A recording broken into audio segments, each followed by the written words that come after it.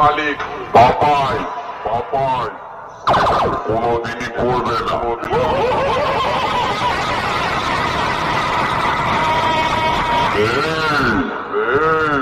তুই কি ভেবেছিলিস 2-3টে 30 আর 4-5খানা জাহাজে নিয়ে পূর্ব বর্ধমান জেলা সিরাজপুরে সাউন্ড কিং ভয় পেয়ে যাবে।